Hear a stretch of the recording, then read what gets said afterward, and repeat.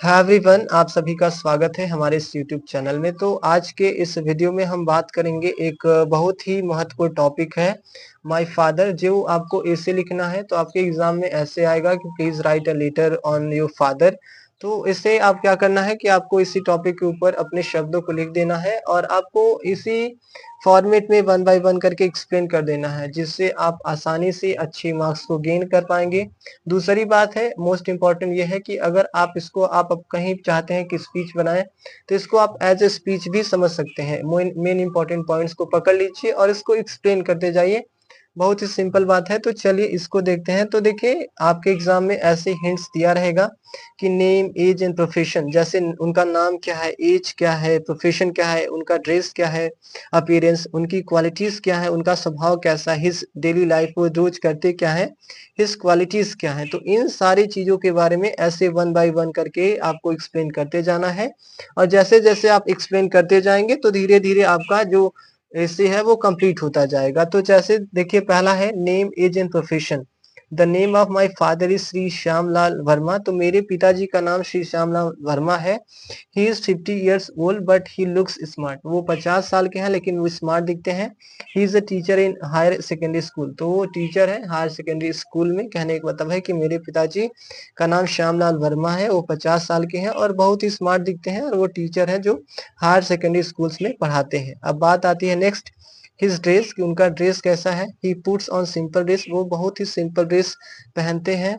He wears pant and shirt. वो pant और shirt पहनते हैं। In winter he puts on a long balloon coat. और ठंडियों के दिन वो लॉन्ग बलून के कोट पहनते हैं। अब बात आती है उनके नेचर की, तो ही सिंपल बाय नेचर। वो बहुत ही साधारण है स्वभाव से। He never gets angry. वो कभी भी गुस्सा नहीं करते हैं। He always looks happy. वो हमेशा खुश दिखते हैं। He does not use harsh word to anybody. तो आपको बता दें, he does not use harsh word, कहने का मतलब है कि वो तीखे शब्दों का प्रयोग किसी के लिए नहीं करते हैं। कि रॉन्ग वर्ड, ही टेक्स सिंपल फूड। वो बहुत ही सिंपल फूड जो साधारण घर पे खाना बनते हैं उसका उपयोग करते हैं। He reaches his school in time. और वो स्कूल पर सही समय से पहुंचते हैं। जो उनका फिक्स टाइम है उसी समय पर वो पहुंचते हैं। He is very fond of reading. तो फॉन्ड ऑफ का मतलब होता है शौकीन। तो वो बहुत पढ़ने के शौकीन है। He cares for my well being. तो आपको बता दें, वो सारी चीजों का देख रेख या सारे घर में लोगों का देख रेख भी करते हैं।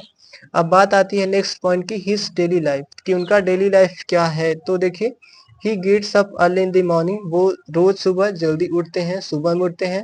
He goes daily for walking in the morning. और रोज सुबह वॉकिंग के लिए जाते हैं सुबह में।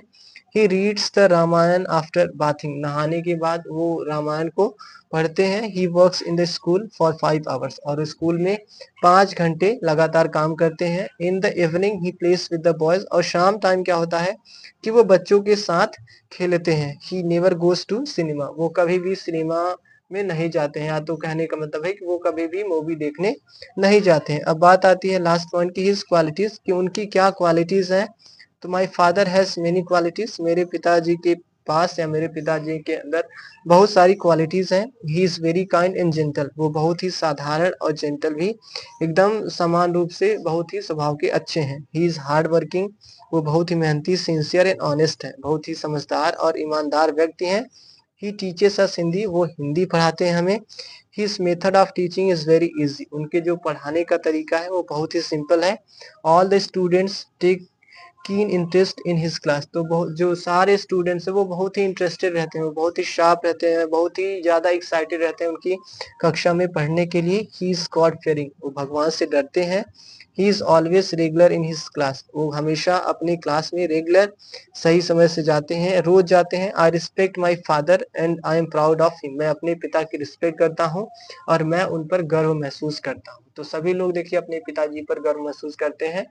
तो इस तरीके से आप बहुत ही प्यारा ऐसे लिख सकते हैं। और दूसरी बात ये है कि आप अगर अपने मन से कुछ ऐड करना चाहते हैं तो आसानी से कर सकते हैं कि और उनकी क्वालिटीज क्या हो सकती हैं। और ऐसे ही प्यारे शब्दों से एक इम्पोर्टेंट टॉपिक, एक इम्पोर्टेंट पॉइंट जिसे आप बना सकते हैं। तो आज के लिए इतना ही। Thank you so much.